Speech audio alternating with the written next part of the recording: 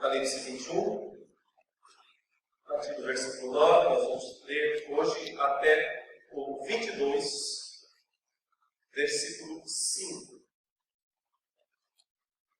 Apocalipse 21, de 9 até 22, 5. Assim diz a palavra de Deus. E veio um dos 7 anjos que tinham as 7 taças cheias das 7 últimas pragas, e falou comigo, dizendo: Vem, mostrar-te-ei a noiva, a esposa do Cordeiro. E levou-me em espírito a um grande e alto monte, e mostrou-me a santa cidade de Jerusalém, que descia do céu da parte de Deus, tendo a glória de Deus, e o seu brilho era semelhante a uma pedra preciosíssima, como se fosse jaspe cristalino, e tinha um grande e alto muro com 12 portas, e nas portas 12 anjos, e nomes escritos sobre elas, que são os nomes das 12 tribos dos filhos de Israel. Ao oriente havia 3 portas, ao norte 3 portas, ao sul 3 portas, e ao ocidente 3 portas. O muro da cidade tinha 12 fundamentos, e neles estavam os nomes dos 12 apóstolos do Cordeiro. E aquele que falava comigo tinha por medida uma cana de ouro, para medir a cidade, as suas portas e o seu muro. A cidade era quadrangular, e o seu comprimento era igual à sua largura.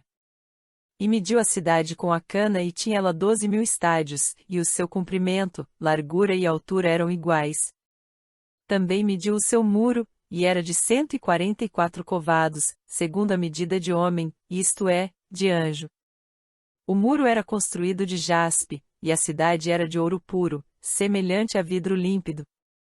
Os fundamentos do muro da cidade estavam adornados de toda espécie de pedras preciosas.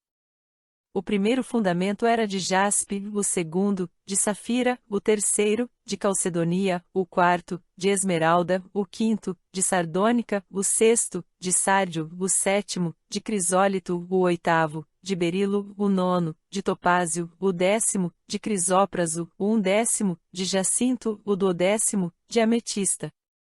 As 12 portas eram 12 pérolas, cada uma das portas era de uma só pérola, e a praça da cidade era de ouro puro, transparente como vidro. Nela não vi santuário, porque o seu santuário é o Senhor Deus Todo-Poderoso, e o Cordeiro. A cidade não necessita nem do sol, nem da lua, para que nela resplandeçam, porém a glória de Deus a tem alumiado, e o Cordeiro é a sua lâmpada. As nações andarão à sua luz, e os reis da terra trarão para ela a sua glória. As suas portas não se fecharão de dia, e noite ali não haverá, e a ela trarão a glória e a honra das nações. E não entrará nela coisa alguma impura, nem o que pratica abominação ou mentira, mas somente os que estão escritos no livro da vida do Cordeiro. E mostrou-me o rio da água da vida, claro como cristal, que procedia do trono de Deus e do Cordeiro. No meio da sua praça, e de ambos os lados do rio, estava a árvore da vida, que produz 12 frutos, dando seu fruto de mês em mês, e as folhas da árvore são para a cura das nações. Ali não haverá jamais maldição.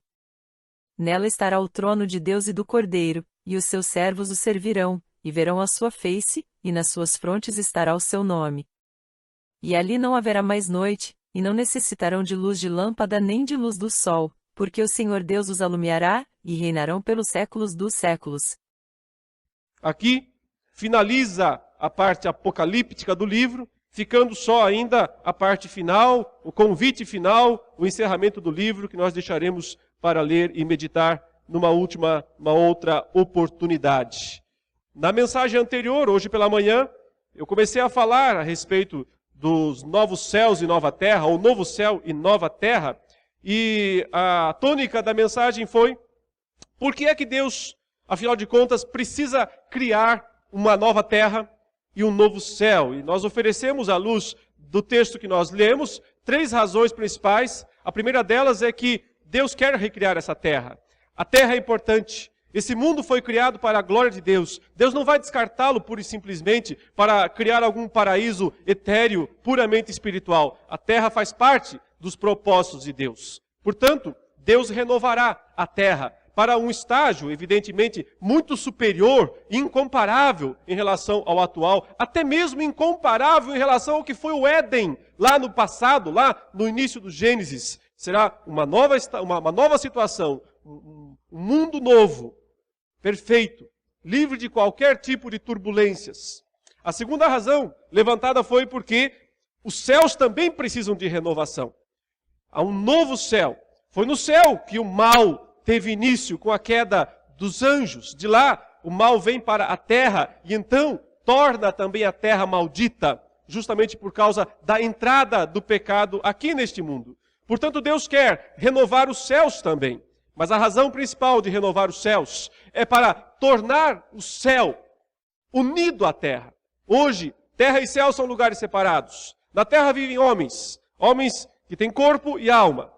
No céu, apenas almas ou espíritos dos justos que já se encontram lá, aperfeiçoados em Cristo Jesus. Esses dois lugares não se comunicam diretamente.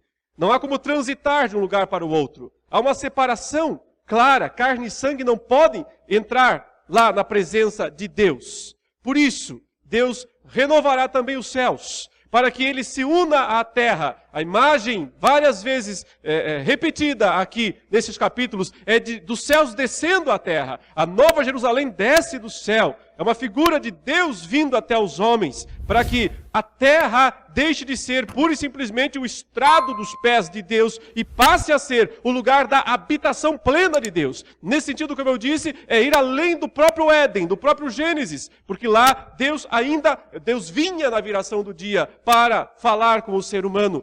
Ainda havia uma habitação como que separada, mas no novo céu e na nova terra não há mais nenhuma separação. O trono de Deus estará aqui, ou os céus estarão aqui. Brincando, os céus não são o limite. O limite é o novo céu e a nova terra. É lá onde de fato nós vamos experimentar a realidade última, derradeira, final, perfeita, plena.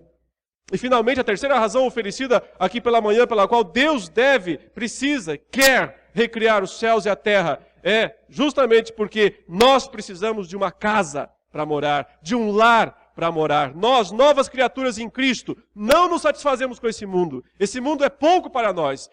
Tudo que ele puder oferecer sempre será pouco, sempre será imperfeito, sempre será incompleto. Nossa felicidade nunca será plena aqui nesse mundo. Podemos estar bem em todos os sentidos, física, emocionalmente, materialmente, sempre faltará algo para nós. O céu, ou melhor, o novo céu, a nova terra. Por isso também os crentes são chamados a não colocarem sua felicidade nas coisas passageiras aqui deste mundo, mas a olharem para a eternidade, onde de fato, lá, eles poderão desfrutar da eterna bem-aventurança na presença de Deus e do Cordeiro. Nós não fomos feitos para morar aqui neste mundo como ele é hoje, mas de certo modo também não fomos feitos para morar no céu como ele é hoje, porque hoje no céu lá estão almas. O ser humano não foi feito para viver como uma alma independente. Foi feito para viver em corpo e alma. Por isso haverá a ressurreição dos mortos. Só o cristianismo defende o fim como ressurreição. Todas as religiões falam de alguma coisa que a matéria vai sumindo até entrar em algum estágio imaterial. Não, o paraíso futuro, segundo o cristianismo, é material, é corporal. Mas não puramente corporal. Há uma união de corpo e espírito aperfeiçoados. Por isso, nós precisamos de um lar. E esse lar não é a terra aqui, não é definitivamente o céu onde Deus agora está vivendo, existindo com seus anjos, mas é o novo céu e a nova terra.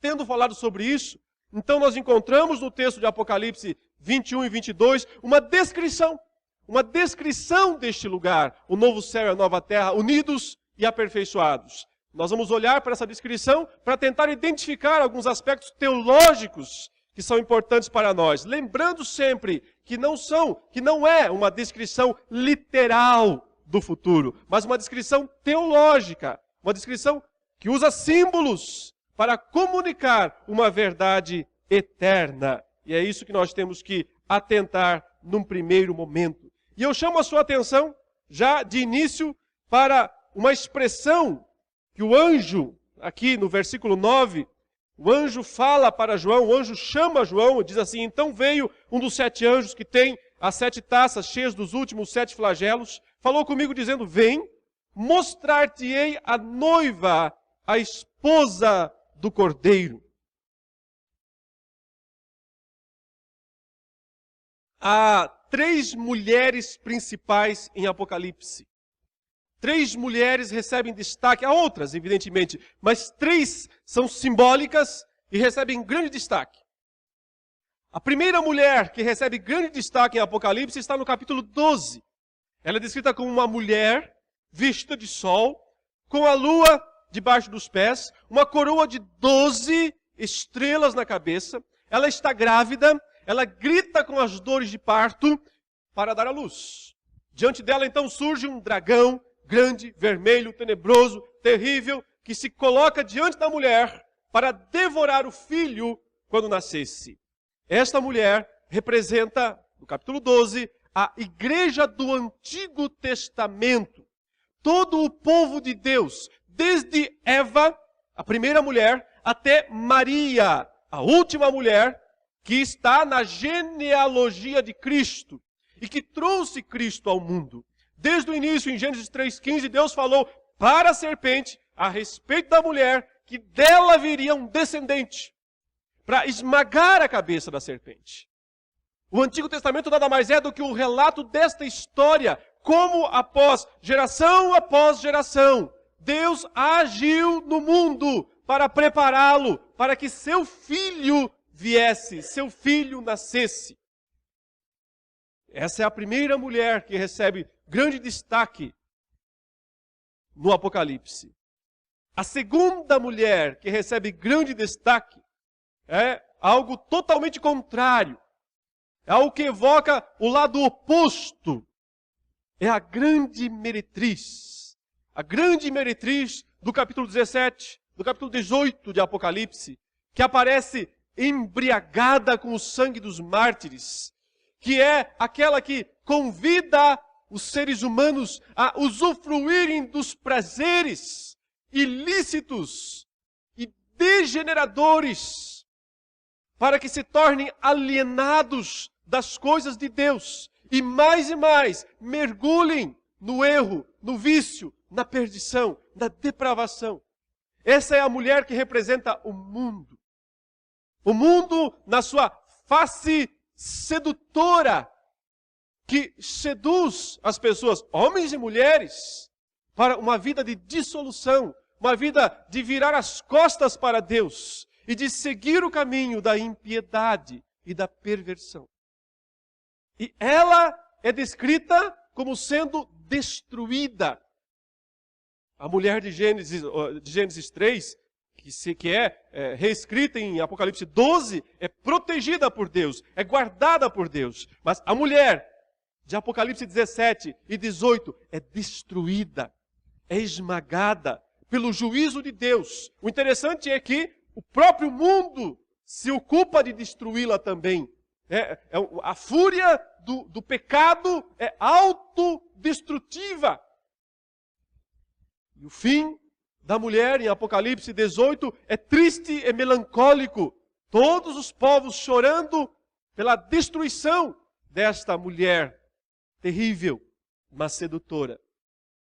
E agora nós temos a terceira grande mulher em Apocalipse, que é justamente a noiva, a esposa do Cordeiro. A mulher vestida de sol era a mãe do Cordeiro. A mãe não, como disse, representando apenas Maria, mas como toda a igreja do Antigo Testamento, todo o Israel do Antigo Testamento, gerando, grávida, trazendo geração após geração o Messias ao mundo, até que ele nasce em Belém. Então sim, da Virgem. A mulher, aqui, de Apocalipse 21, é a esposa, é a noiva do Cordeiro. E ela, então, é descrita descendo do céu. Deus mesmo vindo com ela aqui para este mundo, para estabelecer o reino pleno, absoluto de Deus aqui na terra. A figura de Jerusalém, a lembrança de Jerusalém, não é a ideia de que Deus está interessado em si naquela cidade de Jerusalém, lá com tijolos, com o domo da rocha, com todos aqueles restos de muralha que estão lá. Aquela cidade não significa nada. É só mais uma cidade, igual qualquer outra. Jerusalém aqui é o simbolismo da cidade de Deus, da cidade celeste, da igreja. A igreja ocupa no Novo Testamento o lugar pleno, completo de Israel. Tudo o que Deus prometeu a Israel e não se cumpriu no Antigo Testamento, se não se cumpriu, cumpre-se na igreja. Porque ela é Jerusalém. Ela é Israel. Ela traz em si mesma, consigo mesma, o cumprimento de todas as promessas de Deus. Agora eu passo a fazer algumas observações a respeito desta cidade. E a primeira observação é que é uma cidade. É interessante isso. Porque o fim, a plenitude, o mundo vindouro, é descrito em termos urbanos. Nunca pensou nisso? É interessante que Gênesis começa num estilo rural, não é? É um jardim. E lá são árvores. Ali tem rios. E tudo gira em torno de uma árvore que não deve ser tocada. A árvore do conhecimento do bem e do mal. A consumação está numa cidade. Talvez o significado disso, nós que moramos numa grande cidade, sabemos muito bem dos problemas, das dificuldades, mas também de como é bom morar numa cidade quando ela é bem organizada, quando ela funciona bem. Isso nos fala de viver em união, de viver em comunidade. O mundo vindouro é um lugar de comunhão, e isso a ideia de cidade evoca, e também de atividades, que também tem a ver com a ideia de uma cidade. Uma cidade é um lugar onde fervilham atividades de todos os tipos. O mundo vindouro não é um lugar de ócio, não é um lugar de deitar na rede e ficar lá por toda a eternidade balançando na rede e tomando aguinha de coco. Até porque isso cansa. Depois de um tempo, ninguém mais quer. Nós não fomos feitos para ficarmos sem fazer nada. Deus, assim que criou o ser humano, disse, agora faça isso, agora faça aquilo outro. Nós fomos feitos para fazer. Por isso, o mundo vindouro, a cidade do mundo vindouro, aponta para um lugar de atividade, de trabalho, de unidade, de comunhão. Claro, meus irmãos, vamos tirar da nossa cabeça a visão de cidade que nós temos hoje. Que a nossa visão de cidade hoje é de engarrafamentos, é de poluição, é de violência e de muitas coisas que nos incomodam, que nos assaltam. Mas nós temos que olhar para essa cidade como a cidade de Deus. O lugar de plena, perfeita organização, onde tudo funcionará, onde cada um ocupará um lugar, ocupará uma função. A função que tiver conquistado através de sua vida. Isso tem a ver com galardão. Jesus disse, aquele que foi fiel no pouco, será colocado sobre o muito. Galardão no novo céu e na nova terra provavelmente seja isso. Posição de autoridade, função, algum tipo de função a ser desempenhado, desenvolvido. Agora vamos olhar com mais detalhes aqui para algumas expressões desta noiva, desta esposa do Cordeiro.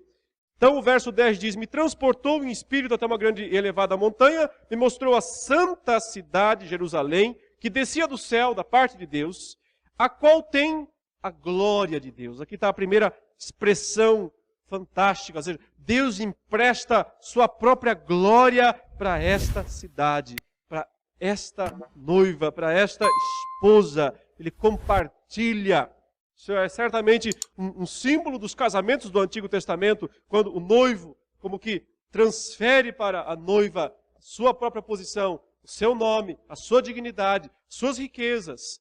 Assim também, o Senhor, desposando a sua igreja, transfere para ela, compartilha com ela de sua própria glória. Por isso, o fulgor, que é brilho, resplandecência, o seu fulgor era semelhante a uma pedra preciosíssima, como pedra de jaspe cristalina. 3 vezes aqui, essa pedra vai ter destaque.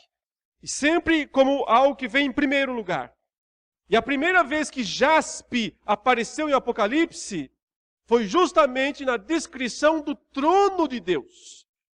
Quando João, na primeira visão, quando ele subiu lá, viu a porta aberta nos céus, e aquela voz que disse para ele, sobe para aqui, eu vou te mostrar as coisas que vão acontecer. Então João se acha lá no céu, enxerga o trono. A primeira descrição que ele faz é, aquele que estava sentado no trono é semelhante no aspecto ao jaspe. Esta pedra, que é diamante, que é brilhante, é um cristal, é transparente, representa a santidade de Deus, a perfeição de Deus, a glória de Deus. Deus compartilha isso com a sua igreja, com o seu povo. Ela também agora, a noiva, a esposa, o povo de Deus, também é descrita desta maneira, como pedra preciosíssima, como pedra de jaspe cristalina. Ou seja, é a santidade de Deus, agora perfeitamente refletida na igreja. Quando Deus criou o homem, criou-o como? A sua imagem e semelhança. O que significava isso? Que o homem criado sem pecado podia refletir a perfeição de Deus. Podia refletir os atributos de Deus. Ele não distorcia em si mesmo as perfeições de Deus. Mas após a queda, o homem se tornou um espelho trincado, como quando você pega uma pedra e bate no espelho. Então, trinca tudo ali. Ainda reflete um pouco, ainda reflete. Se você olhar a sua imagem no espelho trincado, você se vê lá. Porém, não é exatamente, não é uma visão perfeita, correta, limpa. Isso é o ser humano hoje. Um espelho trincado ainda reflete em partes, parcialmente, distorcidamente, Deus. Mas aqui, ele é jaspe puro. Aqui o ser humano chegou ao momento de restaurar a imagem e semelhança de Deus. Aqui ele reflete ou refletirá perfeitamente a pessoa de Deus. O verso 12 diz, e aí começa a descrição em torno do número 12. Veja quantas vezes o número 12 vai aparecer. E o número 12 em Apocalipse é o número do povo de Deus. Da igreja. Veja, aquela mulher vestida de sol tinha uma coroa de 12 estrelas na cabeça.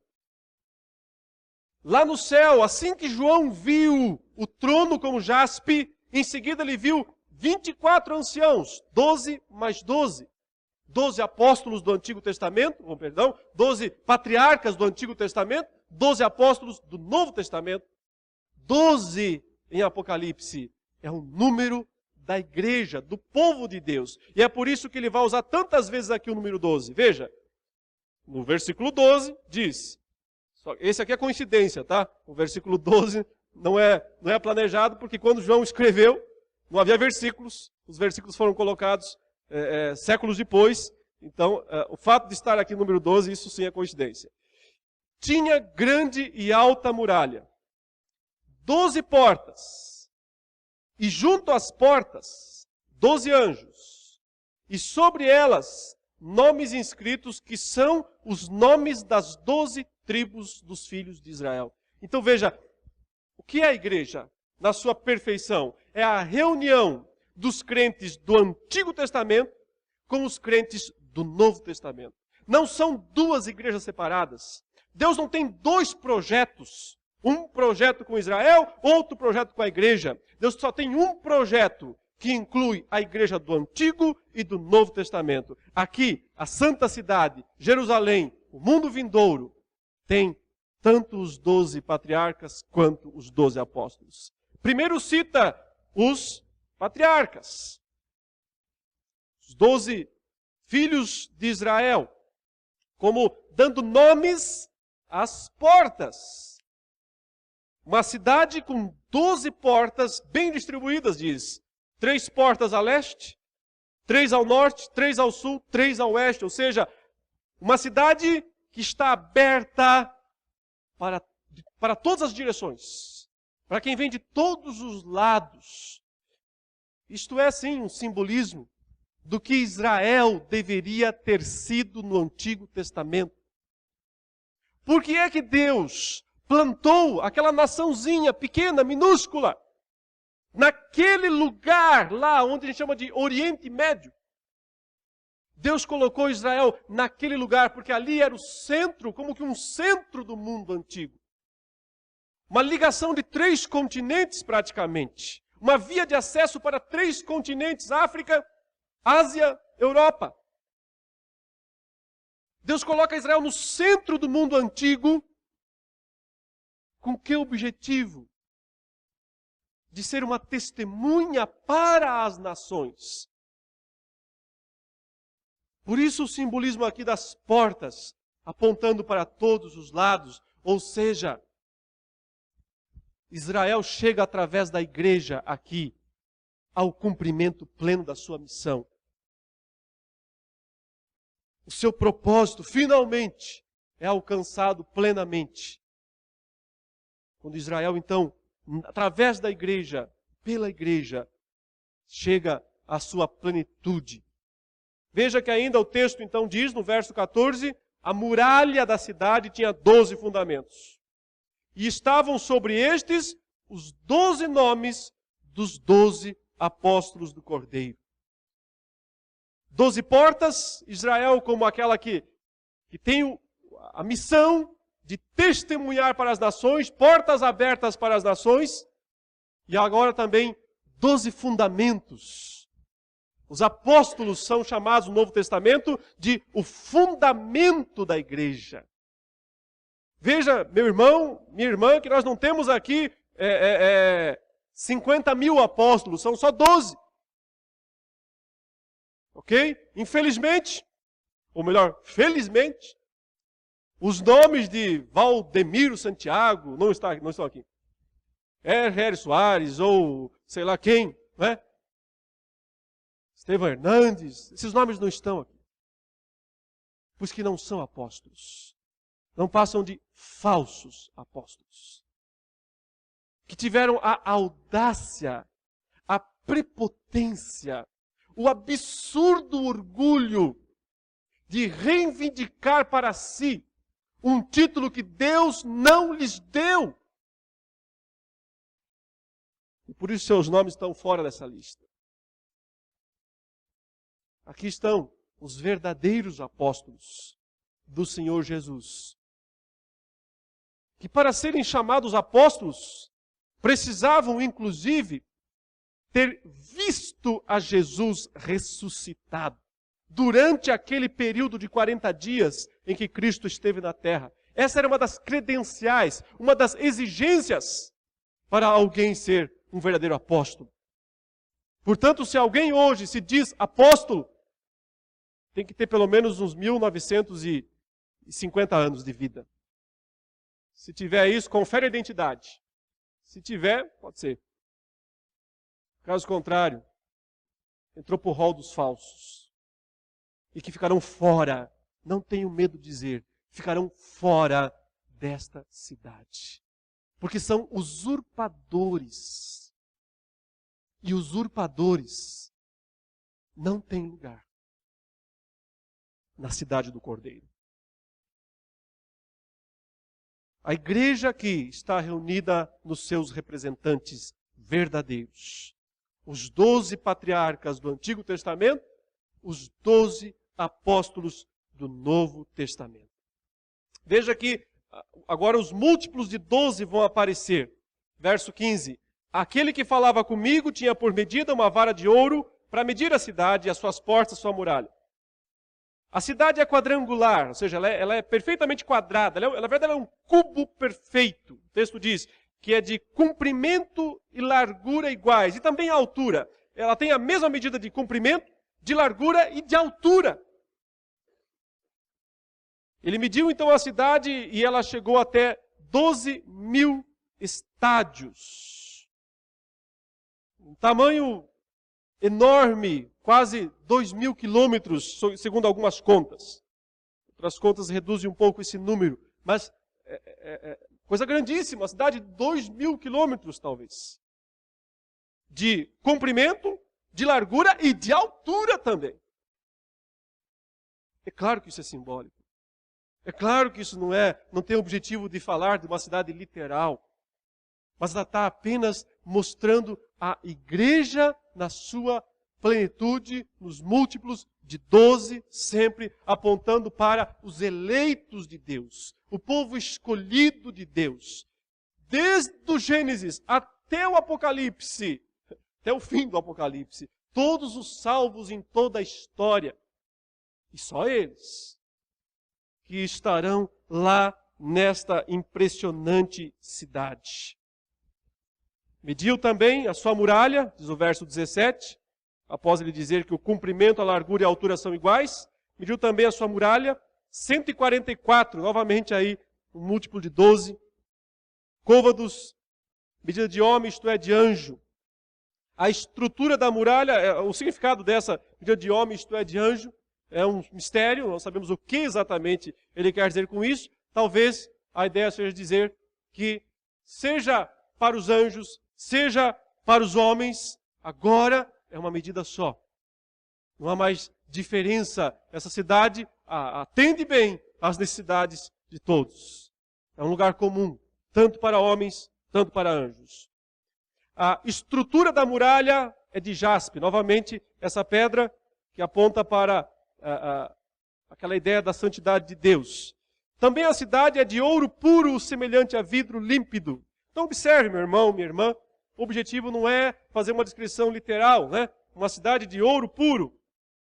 Não seria muito funcional. Seria muito fácil viver num lugar assim.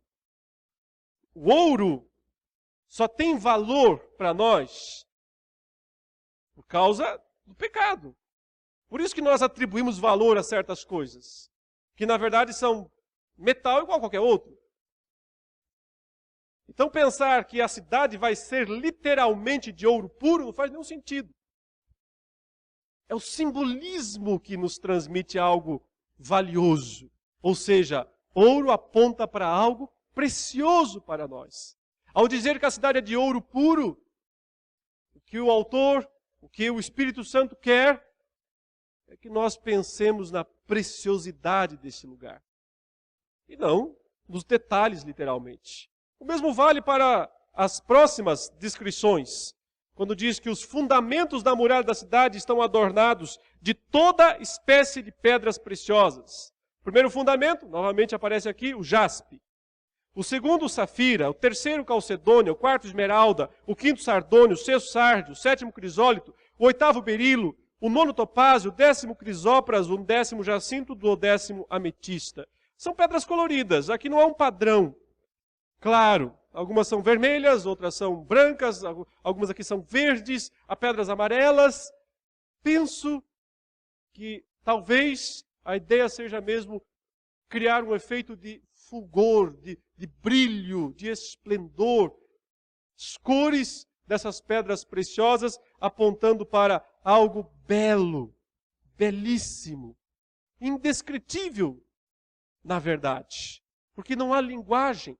Não há palavras para descrever o mundo vindouro. Então, essas expressões são usadas aqui porque elas são o que há de melhor para transmitir para nós um senso de grandiosidade, um senso de brilho, de cor, de perfeição, de valor.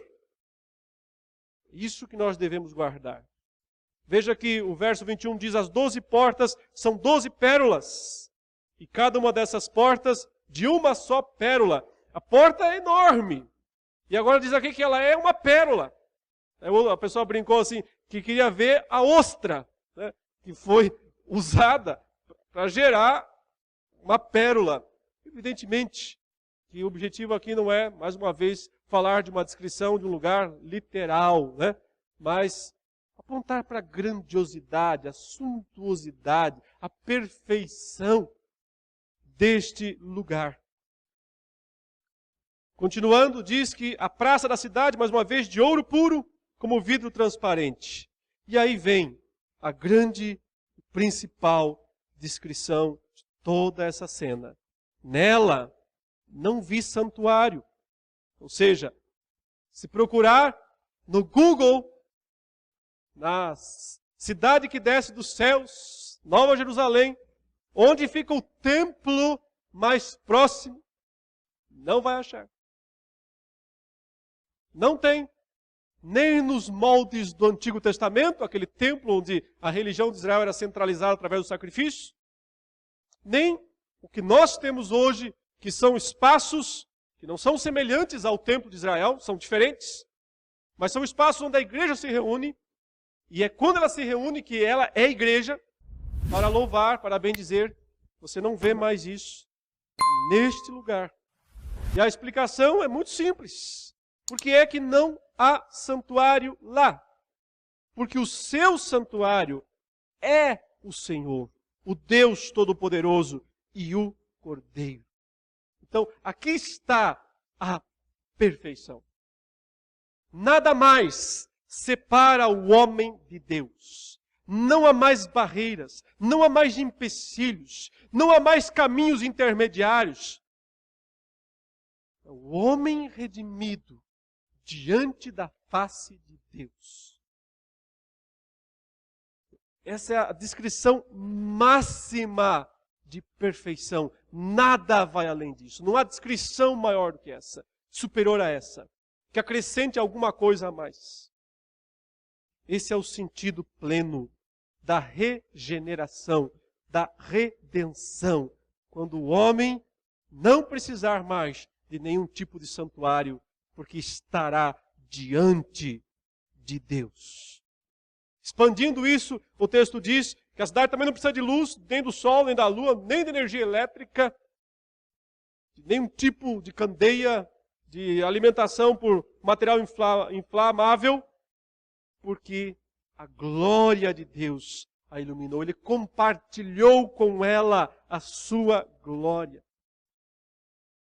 E a partir de agora você sempre vê Deus e o Cordeiro, Deus e o Cordeiro, segunda pessoa da Trindade, compartilha da essência de Deus, da glória de Deus, dos atributos de Deus. E ele também compartilha desses atributos com a sua igreja, com o seu povo. Mas aí vem uma descrição que parece estranha, que é a que está aqui no versículo 24. Ele diz: as nações andarão mediante a sua luz, e os reis da terra lhe trazem a sua glória. As suas portas nunca jamais se fecharão de dia, porque nela não haverá noite. E lhe trarão a glória e a honra das nações. Nela nunca jamais penetrará coisa alguma contaminada, nem o que pratica abominação e mentira, mas somente os inscritos no livro da vida. Parecia que as nações haviam desaparecido, sumido, destruídas totalmente na segunda vinda de Cristo, porque elas haviam se rebelado contra Deus. E então, Cristo voltando, as esmagou, as destruiu. Como é que elas reaparecem agora? No novo céu e na nova terra. Ou seja, no mundo vindouro pleno, futuro. Duas possibilidades que devem ser consideradas. Qualquer uma delas tem condições de ser verdade. Primeira possibilidade, que ele está apenas usando aqui uma linguagem figurada, como ele já usou muitas vezes, como parece que ele vai usar de novo no capítulo 22, quando vai falar da árvore da vida, cujas folhas servem de cura para os povos. Você pergunta, como assim cura para os povos se não há mais doença? Se não há mais enfermidade, nem morte, nem luto, nem dor? Então por que é que as folhas da árvore da vida ainda podem curar os povos? Então, a interpretação segue a seguinte perspectiva. Tudo isso é simbólico. Ele não está descrevendo literalmente, ele está usando agora aqui o estilo literário do Antigo Testamento. Ele está descrevendo a glória futura em termos veterotestamentários, para mostrar que há cumprimento para todas as promessas do Antigo Testamento, muito embora esse cumprimento não tenha que ser literal, porque certamente extrapolará todos os aspectos que a linguagem humana do tempo presente pode descrever. Essa é a possibilidade a qual eu pessoalmente me inclino. Creio que ela faz sentido em toda a estrutura do livro do Apocalipse. Mas a segunda teoria, não é impossível, pode também ser verdade, que Deus reconstruirá nações outra vez no futuro. E que, de alguma maneira, o povo de Deus eleito vai ter alguma função em relação a isso, na continuidade dos planos, dos propósitos de Deus para a eternidade. Eu vou apenas mencionar uma coisa aqui para os irmãos pensarem. Claro que isso é especulação, é óbvio que com isso nós não estamos querendo defender uma tese, uma teoria qualquer que seja. É apenas um pensamento especulativo, porém, que a gente tem que pensar nele. O pensamento é o seguinte: nós hoje sabemos que o nosso mundo, a Terra, é só um pontinho insignificante em meio ao universo que Deus criou. Nós sabemos, pelos satélites, pelos telescópios, que existem milhões, bilhões talvez, de lugares iguais ao que nós vimos, talvez sem habitação. Pergunta é, por que Deus criou um mundo, um universo tão grande, tão imenso, e só povoou um planetinha insignificante no meio disso tudo?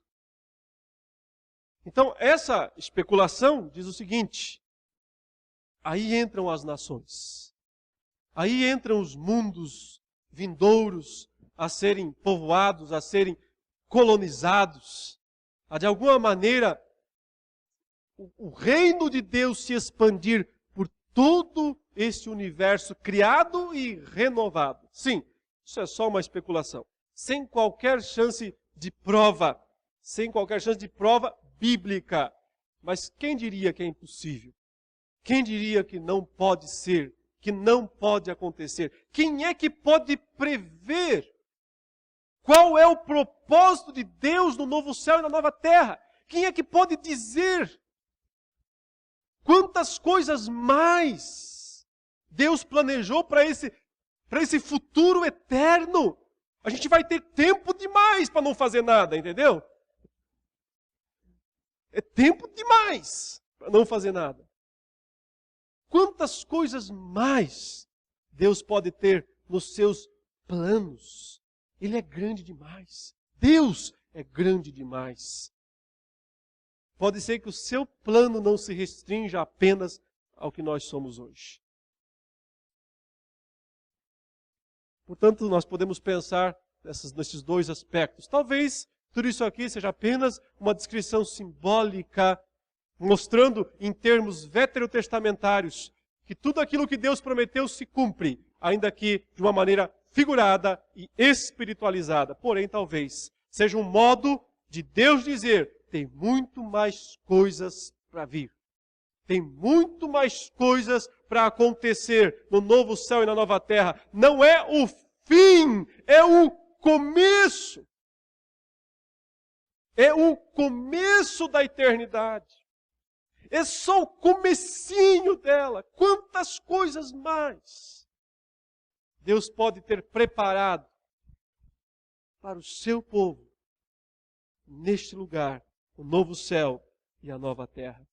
Uma coisa é certa, meus irmãos, definitiva, como diz o versículo 3 do capítulo 22, após descrever o rio da água da vida, a árvore da vida com os seus frutos produzidos aí para a cura dos povos, ele diz: nunca mais haverá qualquer maldição. Aqui se reverteu Gênesis 3, 14 a 17. Se reverteu o maldita é a terra por tua causa. Só aqui. Isso quer dizer, meu irmão e minha irmã, que até lá o mundo produzirá ainda cardos e abrolhos. As mulheres terão dores de parto. Haverá doença, haverá pranto, haverá morte. E todas essas coisas podem nos atingir em algum momento. Deus nunca prometeu livrar totalmente os seus filhos dessas coisas. E muitas vezes Ele usa essas coisas para a educação do seu povo. Mas aqui, finalmente, reverteu-se toda maldição. Nunca mais haverá qualquer maldição. Então, ele enfatiza outra vez, nela estará o trono de Deus. Não está mais lá no céu, em algum lugar distante. O céu agora é aqui. A terra, a nova terra é aqui. Esses dois lugares estão unidos. E os seus servos, os servos de Deus e do Cordeiro, diz aí, os servirão. Trabalho. Servir é trabalhar. Os servirão. Porém, contemplarão a sua face. Acabou a fuga. Acabou o fugir. Não precisa mais. Quando ouviram a voz do Senhor que vinha pelo jardim na viração do dia, o homem e a sua mulher fugiram, esconderam-se do Senhor por entre as árvores do jardim. Essa é a tônica da humanidade. É o filme mais repetido da história. O título é A Fuga. O homem e a mulher fugindo de Deus, não aguentam olhar para Ele, não têm coragem de encará-lo, porque sabem que são pecadores. Mesmo hoje, nós, já redimidos, pecados perdoados, ainda nos aproximamos de Deus cautelosos. Porque no fundo nós sabemos dentro de nós, não temos direito de estar na presença do Deus que brilha como jaspe, do Deus que é santo.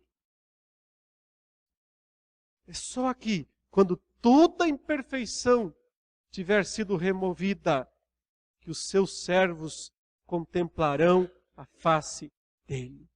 Não tem mais medo, não fogem mais, não se escondem mais. Porque são propriedade dele. Veja, na sua fronte está o nome dele. Possuem, são possuídos por ele. São propriedade dele. Então já não haverá noite. Nem precisam eles de luz, de candeia, nem da luz do sol. Por quê? E assim é que encerra a grande visão apocalíptica. Essa é a frase. Depois tem um encerramento do livro com coisas especiais. Mas essa é a última frase que fica em termos de descrição apocalíptica. Porque o Senhor Deus brilhará sobre eles. A glória do Senhor brilhando sobre o seu povo. E eles reinarão pelos séculos dos séculos. Por toda a eternidade. Que Deus nos ajude, meus queridos, nos abençoe, para que a nossa esperança permaneça firme nessas coisas. E para que no dia que isso acontecer, estejamos lá, juntos, ao redor do trono. Que Deus nos abençoe. Amém. Oremos. Pai querido, Pai santo, obrigado por este grande livro.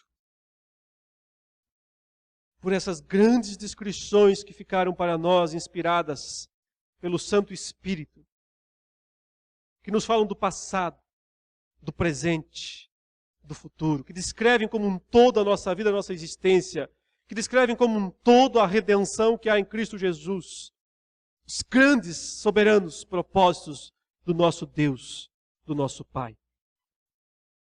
Ajude-nos, ó Deus, a perseverarmos nestas verdades, nunca nos desviarmos delas, e sempre com fé, esperança e amor, vivermos a nossa vida aqui, da melhor maneira, sabendo que este não é nosso lar e que existe um lugar preparado para nós. Em nome de Jesus. Amém.